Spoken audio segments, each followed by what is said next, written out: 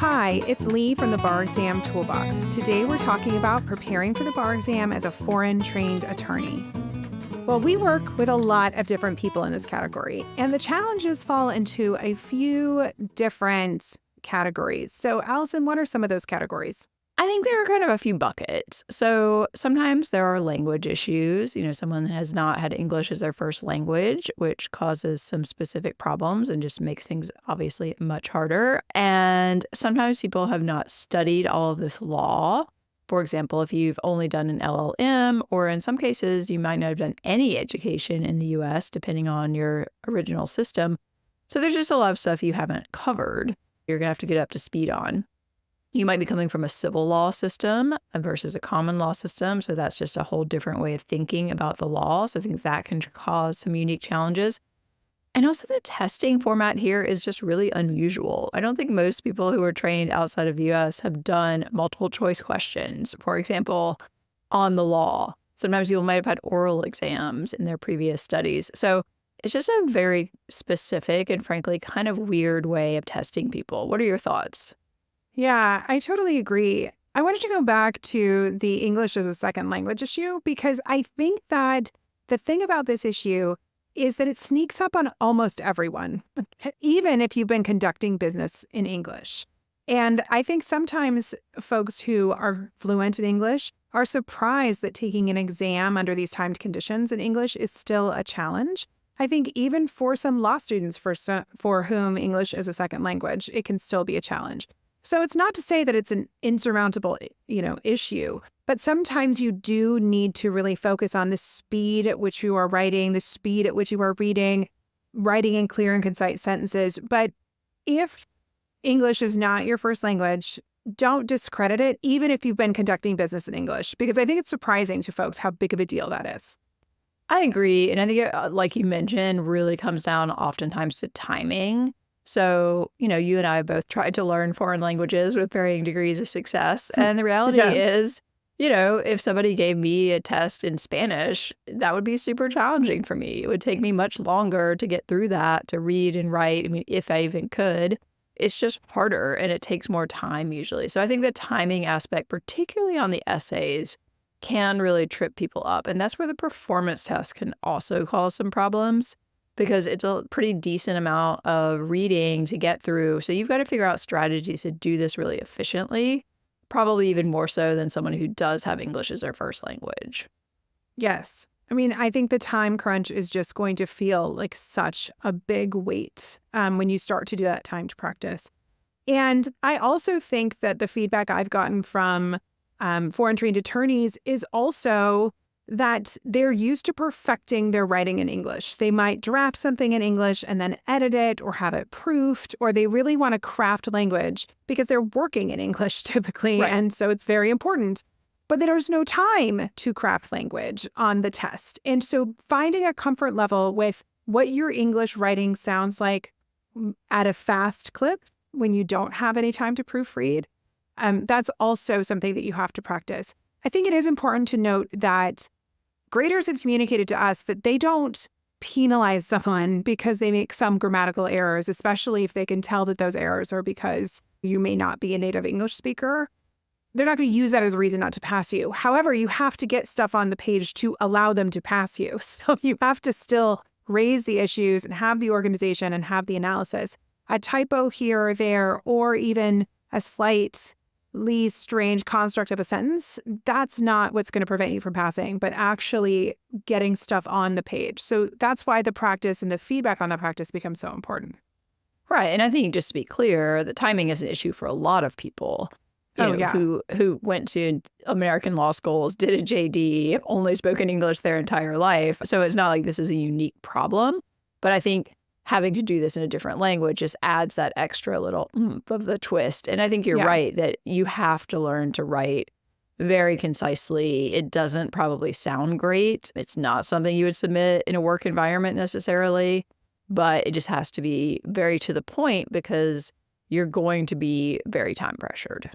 Yeah. And if you are an accomplished enough attorney to be licensed outside the U.S. and then come to the U.S. and do an LLM and sit for an American bar exam, it's not going to be easy for you to just want to put out work that you're not proud of. It's like, Right. I mean, like you've done a lot of hard things. So it is kind of a struggle since most of us are perfectionists anyway, but it is going to be a struggle to realize that the worked product would not be something you may want to produce at work. That's okay. No one will ever see it. So you just Right. need to pass the test. The reality is the only possibility of you seeing your essays is if you don't pass. So Yes, if you do pass, exactly. you or Then- no one are ever going to see them. No. I think even working with attorneys from the UK, where there is not a language barrier, I think has really highlighted for me how perplexing some of this US law can seem when you come from a different jurisdiction completely. When many of us take con law, there are some things, let's say the First Amendment, that are very messy. And I've had some conversations where the students will say things like, there's no way that that's the law, right? I'm like, yep, it is. Yes. Yes, it is. I'm like, everyone goes to law school in the US and is also confused, but is just told that that's what the law is. And I think that the other thing you have to bring to studying is kind of an openness to be confused a little bit. Because if you didn't go to a US law school, you didn't take, a semester worth of academics on a certain subject, trying to cram it for the test, some of it may be a little hard to conceptualize. You may need additional support to answer substantive questions because it's going to feel very different. Some U.S. law is very unique. Right. And I think that's, as you said, in the UK, even coming from kind of the closest possible system. But like we changed a lot of stuff. We went a different direction on some things. And I do think that openness to having a level of confusion that you probably are not going to fully have resolved is really critical, because I think sometimes we see people really trying to go down the rabbit hole of, I need to understand like the full scope of this topic. And the reality is you may have 2 to 3 days to get from zero to where you need to be on a topic. Whereas even during a whole semester, you might still walk away being like, that con law stuff. I mean, particularly now, like, who knows? But at some point, I think you just have to kind of accept the reality of the world that you're living in for the bar and say, all right, this is what my outline tells me the law of this topic is. I'm going to try to understand the basics of what this terminology means. I'm going to work on applying it to some questions. And then you got to move on. Yeah. And I think this idea of not necessarily understanding absolutely everything goes back to the perfectionist problem I was talking about. Nobody likes to go into this test feeling like they don't know everything. But the reality is, especially if you are working and studying and you are coming to this test as a foreign trained attorney, you may not have a ton of time to study. And we're going to talk in a few minutes more about tips for studying. But the other thing you need to do is to try and just kind of grasp the universe, because it's possible, even if you do a great job of studying, that you're going to end up seeing something on the test that you don't know. And you're going to have to just understand like enough stuff to try and make something quality up. And so that can be understanding some public policy behind some of our law. I mean, some law it's very hard to do that with. But I was speaking with a foreign trained attorney in Hong Kong the other week, and we were talking about family law. And I said, yes, sometimes the rules of family law are tricky, but if you take a few steps back and you say, what are our public policy, like kind of core public policy anchors that we think about when we have created this law? We don't want divorce or dissolution to be something that is easy and that is beneficial to everybody. We want to discourage that. Okay, so what rules would discourage that? And then it's like, okay, well, if we want to allow people to contract out of the family code, which is a prenup, what are we going to do to create safeguards? I think most people could come up with some options, right? Maybe everybody needs a lawyer, no undue influence. Maybe you can't be signing the paperwork in the parking lot. But I think you can also learn this law from a different place, which is maybe I don't need to know everything, but maybe I need to have a bit of an anchor understanding of the structure of it. And then if I have to make some stuff up, at least I could make a pretty good guess. Right. I think that's right. And I mean, even people who went to U.S. law schools obviously end up doing this. I 100% guarantee you I was making up law on the California bar exam because I didn't have time to study. I was working. Yeah.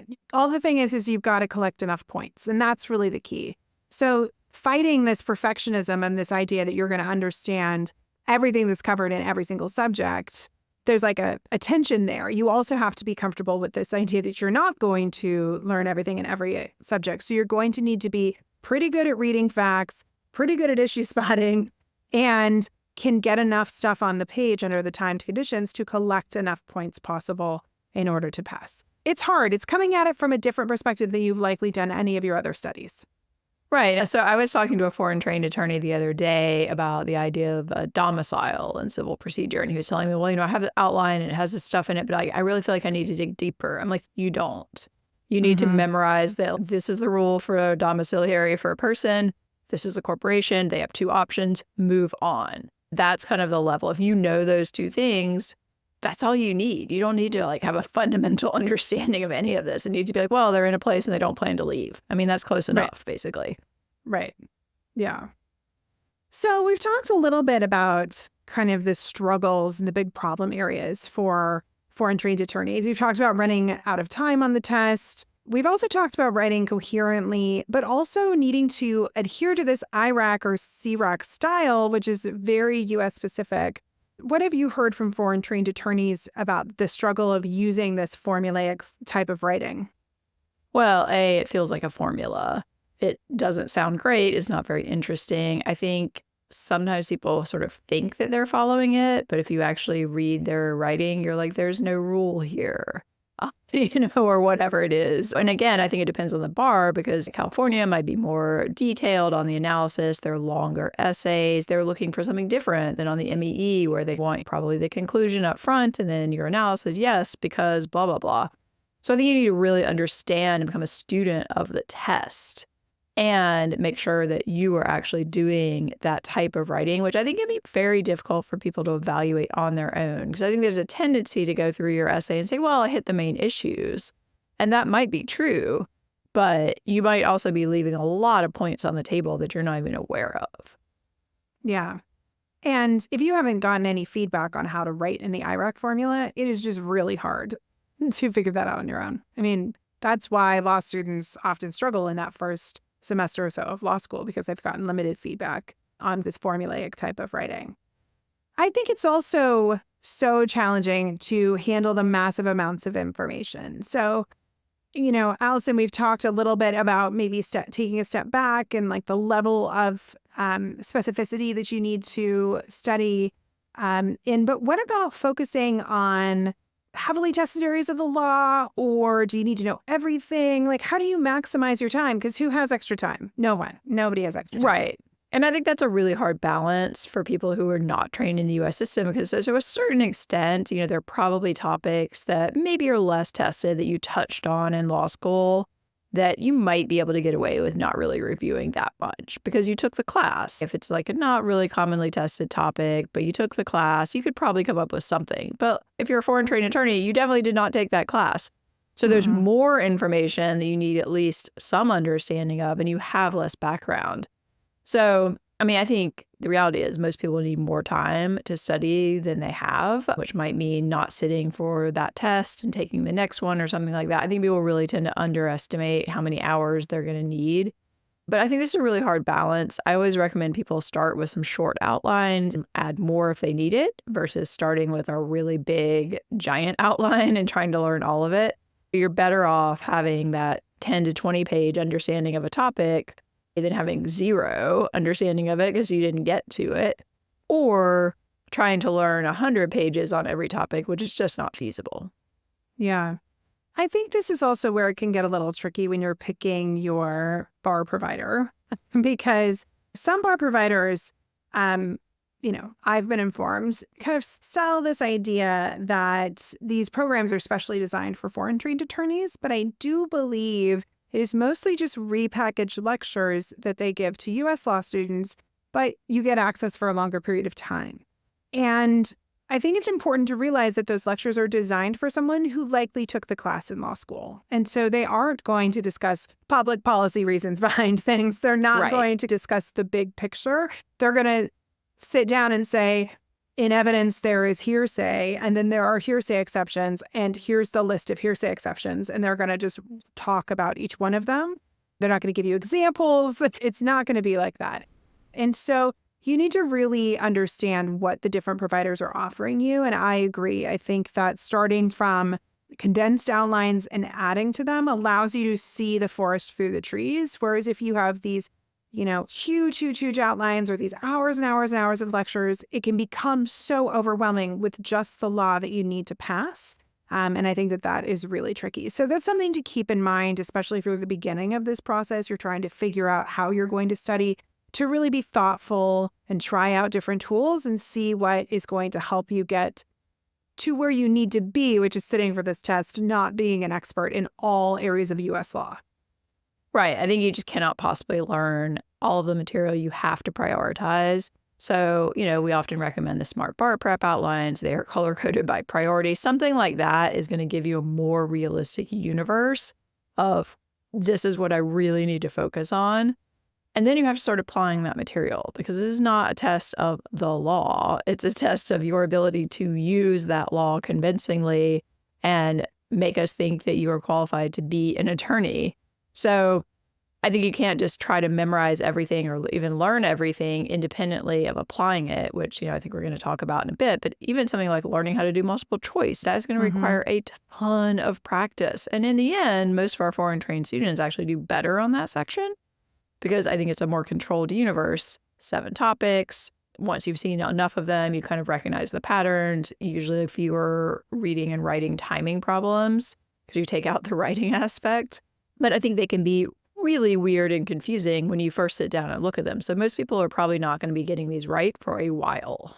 Yeah. And as we say in the rest of our podcast episodes, you need to do thousands of them in the best of circumstances. Foreign trained attorneys probably need to do more of them than that. So, when you think about the time that you need to study, you really do need that extra time to be able to get enough familiarity with these questions and start to see some of the patterns come through. So it's something to keep in mind.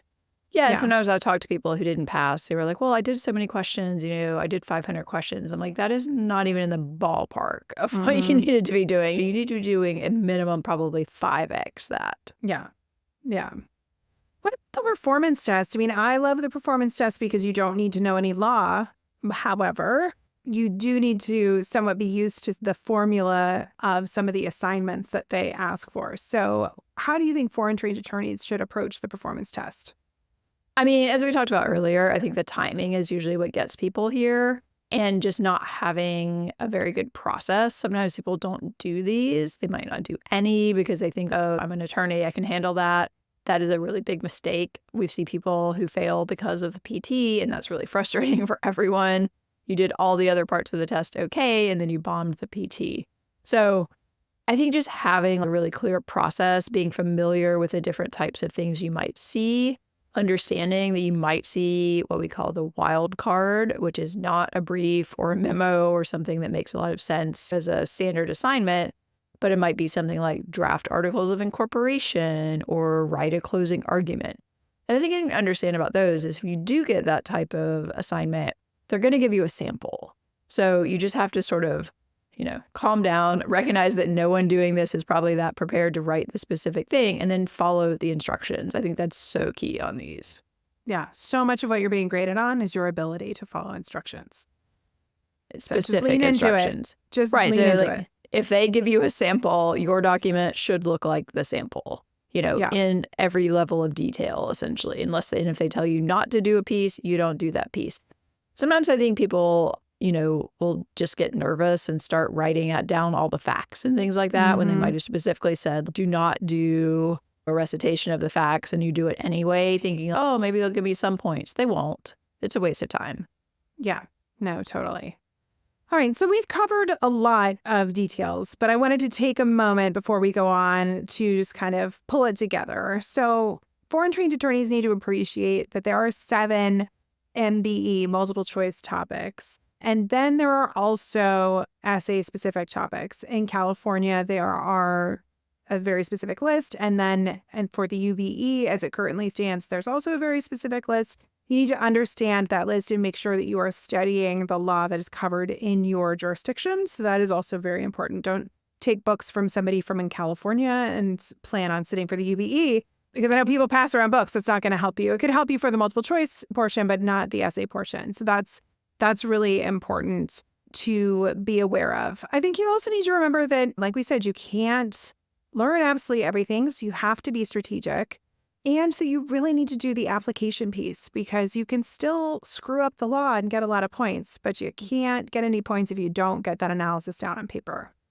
Right. And I think that's something that people absolutely need to start from day one, literally day one. The first day, maybe day two. So day one, you study, you can study a topic for one full day.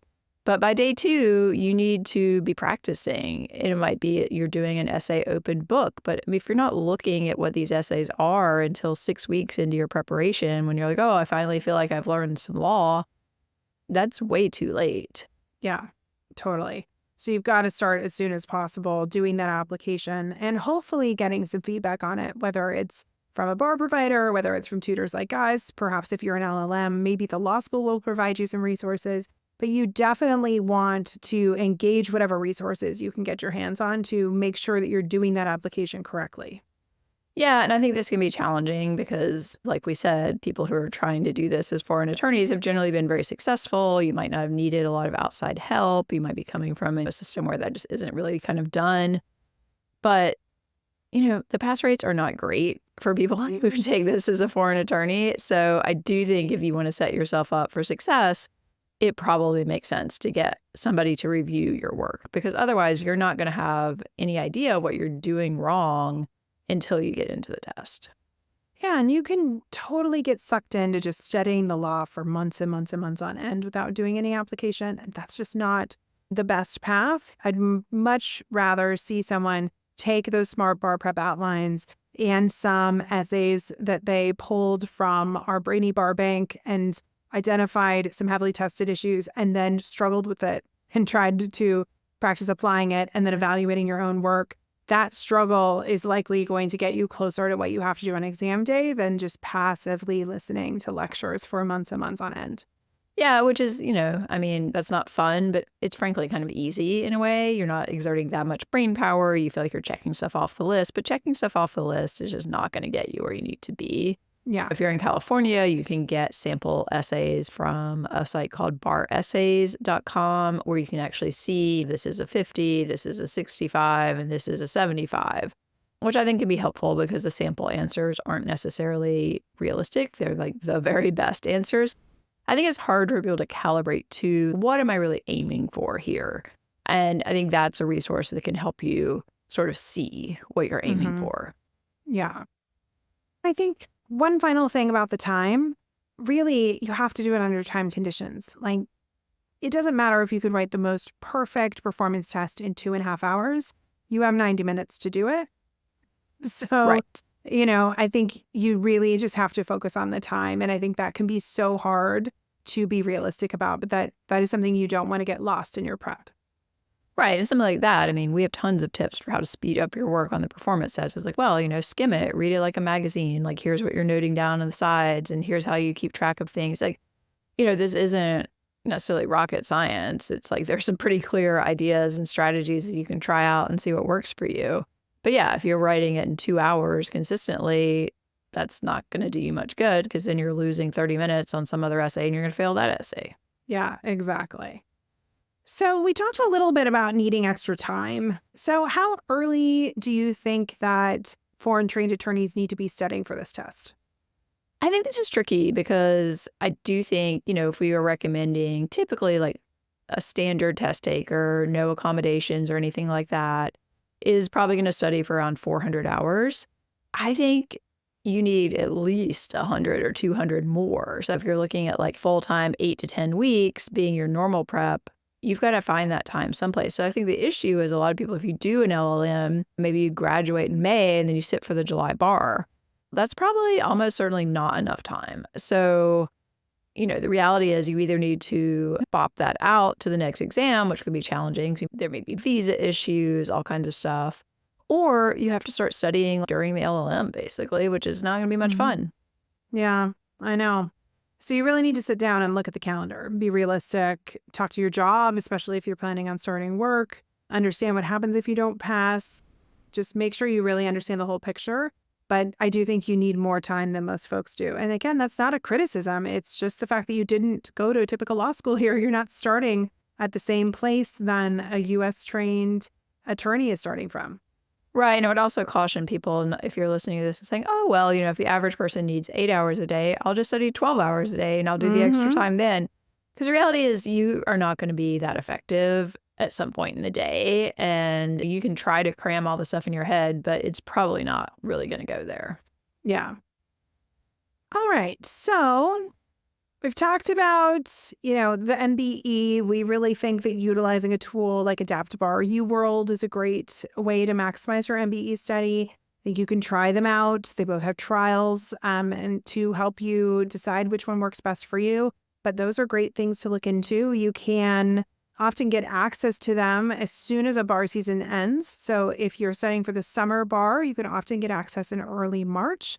And so if you were going to start studying early, that's one way that you could get some of those hours in. So it's important to ask questions and get access as soon as you can to start, putting deposits in the bank for your study time.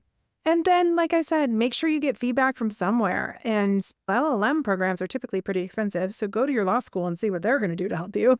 But someone like us, or maybe your bar provider gives you some feedback, but you really need someone to validate for you that you're on the right path and help you troubleshoot if you're struggling. And I just think it's honestly going to speed everything up, which is kind of the goal here, to have somebody say, you know what you're doing is not working, and here's what you need to do instead. That might save you weeks of effort of figuring that out on your own. And the same thing with some of the substantive law. Like you said, con law tends to be a beast for people, but if you have a tutor who can just say, okay, the key to con law is the levels of scrutiny or whatever it is. I'm going to give you the basics of federalism.